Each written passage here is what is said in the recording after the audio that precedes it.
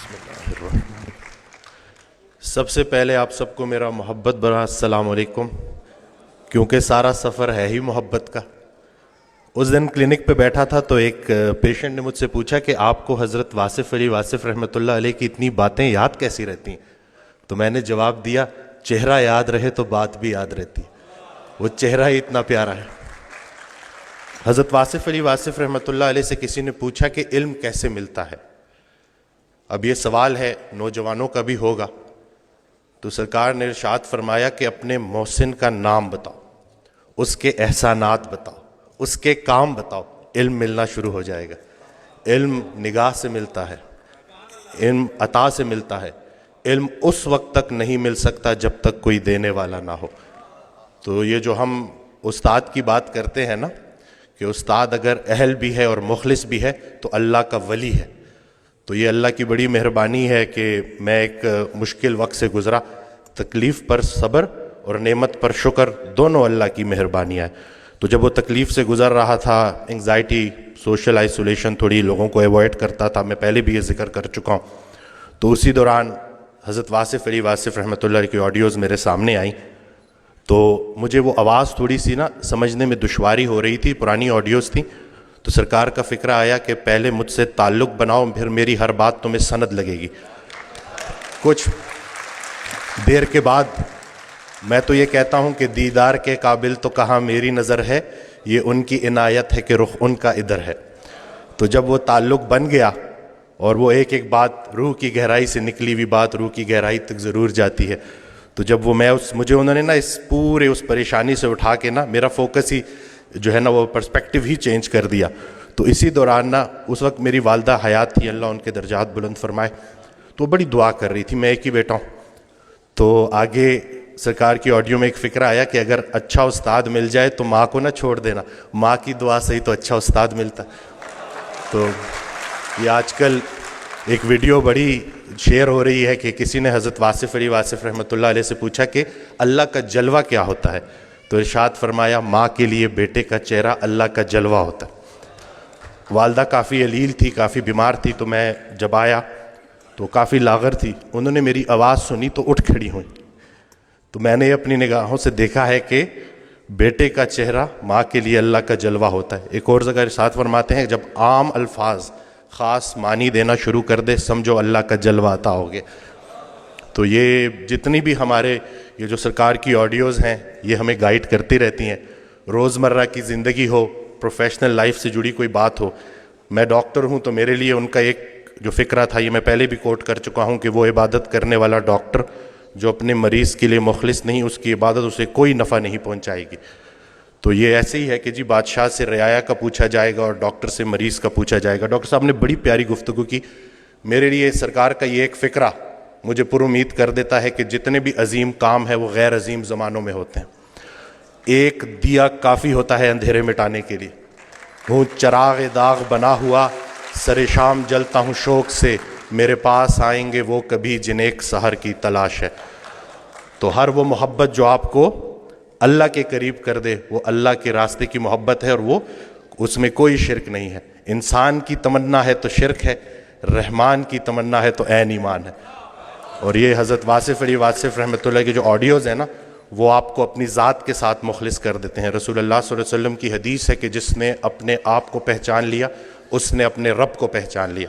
تو اپنے آپ کو پہچاننے کے لیے، اپنے ذات کے ساتھ مخلص ہونے کے لیے استاد کا ہونا بہت ضروری ہے۔ یقین جانے کہ ہماری پریشانیاں ہماری غلط فہمیاں ہیں، کوئی تو ہو جو ہماری غلط فہمیاں دور کرے۔ خیال بدل جائے تو منظر بدل جاتا ہے۔ بھائی صاحب کا ایک بڑا پیارا فکرہ ہے کہ جس کا جو خیال ہے اس کا وہی حال ہے۔ خیال اچھا ہے تو حال بھی اچھا ہے، اور اللہ کی نعمتوں میں سب سے بڑی نعمت حسن خیال ہے۔ یہ اس دن بھی میں ڈیٹیل میں نہیں جاؤں گا، پیشنٹس ہوتے ہیں، لیکن میں ان سے اجازت لیتا ہوں کہ ان کا یہ جو آپ بیتی ہے وہ میں لوگوں سے شیئر کروں تاکہ لوگوں میں امید بڑھے۔ ایک خاتون میرے پاس آئیں، کچھ ان کے ساتھ بڑی زیادتیاں ہو گئی تھیں اور وہ دل میں نفرت لیے بیٹھی تھیں، اور جس کے لیے نفرت لیے بیٹھی تھی وہ فوت ہو چکا تھا۔ تو جب میرے پاس آئیں انہوں نے گلے شکوے کیے تو میں نے کہا کہ حضرت واصف علی واصف رحمۃ اللہ علیہ ارشاد فرماتے ہیں کہ اگر اللہ قیامت کے دن تم سے پوچھے کہ پہلے کس کو جنت میں بھیجوں تو تم نے اس کا نام لینا ہے جس کو تم نے جہنم میں بھیجنا. ایک مہینے بعد جب لوٹ کے آئیں تو انسان بدل چکا تھا, چہرے پہ رونق, آنکھوں میں نور. تو مجھے کہتی ہیں کہ ڈاکٹر وسیم جب میں یہاں سے اٹھ کے گئی تو پہلے تو میں گھر کی طرف جا رہی تھی, مجھے آپ کی بات ہضم نہیں ہوئی, لیکن پھر میں نے گاڑی موڑی اور میں قبرستان چلی گئی اور میں اس کی قبر کے سامنے کھڑے ہو کے میں نے کہا کہ جو تو نے میرے ساتھ کیا معافی کے قابل نہیں ہے, لیکن جا تجھے اللہ کی رضا کے لیے معاف کرتی ہوں. اور کہتی ہیں کہ اس رات میں اتنی میٹھی نیند سوئی کہ مجھے دوائی لینے کی ضرورت بھی نہیں پڑی.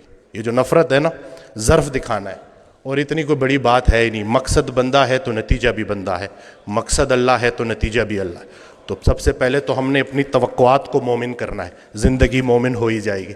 اصل میں ہماری توقعات مومن نہیں ہو رہی, ہم نے ایکسپیکٹیشنز اتنی بڑھا دی ہیں, ہر کسی سے ہم توقعات رکھتے ہیں سوائے اللہ کے.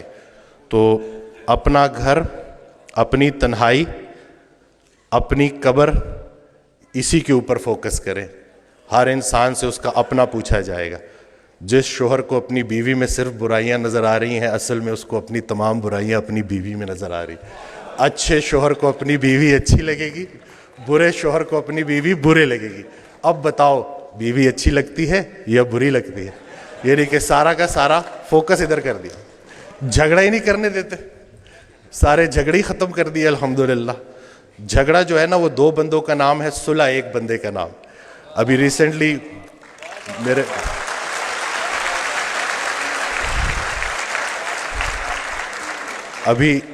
میرے ساتھ ایک واقعہ ہوا. میں گاڑی ریورس کرا تو وہ برانڈ نیو گاڑی تھی, وہ لگ گئی. وہ پیچھے سا غلطی میری تھی, تو میں اترا تو وہ بڑے غصے میں میری طرف آئے. تو میں نے فوراً معافی مانگ لی نا کہ مجھے نظر نہیں آیا, میں بہت معذرت کرتا ہوں, اور بہت زیادہ میں نے ان سے معافی نا. تو ابھی وہ غصہ ان کا ایک دم سے اتر گیا, کہتے ہیں آج کل معافی کون مانگتا ہے؟ تو میں نے کہا جی وہ نقصان چھوڑے, نقصان کو اپنا نمبر دے اور رابطے میں رہیں گے. تو میرا بڑا دل تھا میں ان کو بولوں کہ اگر کوئی معافی منگوانے والا پیچھے کھڑا ہو تو بندہ ضرور معافی مانگتا ہے. تو یہ کسی کے حوالے سے زندگی گزارنا کتنی آسان ہو جاتی ہے, اگر ہمیں پتہ چل جائے تو ہمارے سارے جھگڑے ختم ہو جائیں. میں تو جو میں نے آڈیوز میں جو سنا ہے نا کہ جنہیں ہم رخصت کرتے ہیں وہی ہمارا استقبال کریں گے. تو حضرت واصف علی واصف رحمۃ اللہ علیہ کی میں آڈیوز سنتا ہوں تو اس میں انہوں نے جو ہمارا فوکس ہی چینج کر دیا ہے کہ جب ہم وہاں پہ جائیں گے تو جن کو ہم پیچھے چھوڑ کے آئے تھے وہ ہمیں آگے ملیں گے, تو اب ان کے لیے کیا لے کے جا رہے ہو؟ تو اپنے والدین کے لیے صدقہ جاریہ بننا ہے. اور یہ چھوٹی سی زندگی ہے, اس میں الجھنا نہیں ہے. آسانیاں دو, آسانیاں ملیں گی. ہر وہ نیکی جو تم دوسرے کے ساتھ کرتے ہو اصل میں اپنے ساتھ کرتے ہو, ہر وہ بدی جو تم دوسرے کے ساتھ کرتے ہو اصل میں اپنے ساتھ کرتے ہو. اسلام کوئی بات نہیں ہے جو پڑھ کے سنانی ہے, اسلام ایک کام ہے جو کر کے دکھانا ہے.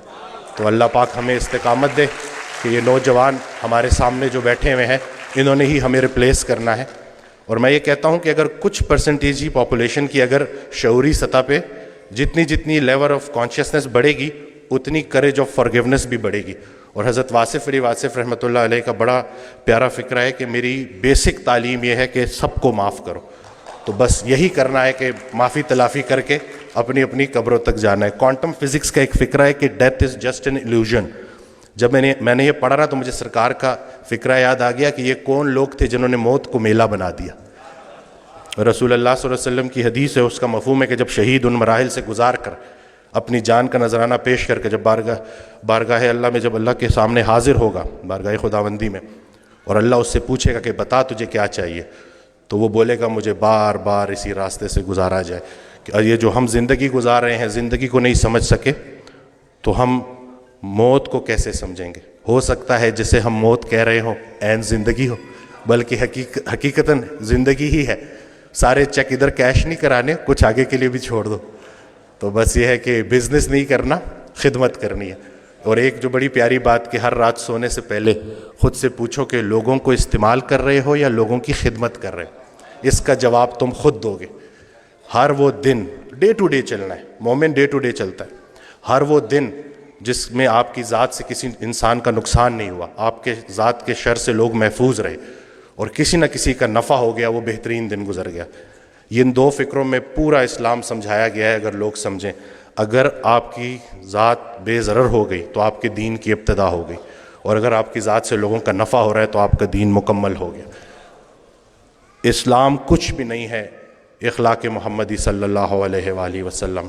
تو دعا یہی کرنی چاہیے کہ ہم اپنے ریئل کو اپنے آئیڈیل کے قریب کر دیں. ہم سب یہ دعا کرتے ہیں کہ مرتے وقت رسول اللہ صلی اللہ علیہ وسلم کا چہرہ مبارک ہمیں نظر آئے, ہم ان کا دیدار کریں. تو بس دیکھ لیں جی کہ کہیں ایسا نہ ہو کہ اس دن شرمندگی اٹھانی پڑے. تو کوئی ایک خوبی اپنے اندر ایسی پیدا کر لو جو آپ کو لگے کہ رسول پاک صلی اللہ علیہ وسلم کو اچھی لگے گی. کوئی ایک غلطی خامی اپنے اندر سے ایسے نکال دو جو آپ کو لگتا ہے رسول اللہ صلی اللہ علیہ وسلم کو ناپسند ہے. تو بس یہی چھوٹی سی زندگی ہے اور یہی کرنے والے کام ہیں, کر ڈالیں. اور اللہ کے راستے کا سفر تنہائی کا سفر نہیں ہے, سنگتوں کا سفر ہے. تو یہ جتنے بھی لوگ ہیں الحمدللہ, یہ ایک اور حدیث قدسی ہے, اس کا مفہوم ہے کہ جب چند لوگ, اللہ تعالیٰ ارشاد فرماتا ہے کہ جب چند لوگ خالصتاً میری رضا کے لیے کسی جگہ اکٹھے ہوتے ہیں اور میرا ذکر کرتے ہیں, تو جب بھی وہ اس محفل سے اٹھتے ہیں تو میں ان کے گناہوں کو نیکیوں میں کنورٹ کر چکا ہوتا ہوں. تو ہماری بڑی مہربانی ہے کہ حضرت واصف علی واصف رحمۃ اللہ علیہ کے چاہنے والے ہمیں مل ہی جاتے ہیں.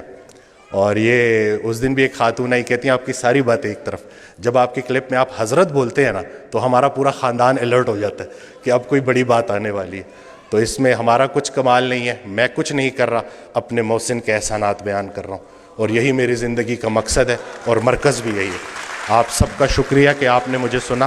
اللہ پاک ہماری استقامت قائم رکھے اور محبتیں بھی قائم رکھے. اور ایک چھوٹی سی کوشش ہم نے کی ہے, ایک بک کمپائل کی ہے اینگزائٹی ڈپریشن کے لوگوں سے گزرنے والے پیشنٹس کے لیے, کہ جو مجموعہ ہے قرآن پاک کی آیات کا, احادیث مبارکہ کا, اور حضرت واصف علی واصف رحمۃ اللہ کے جو فرمودات ہیں ان کا.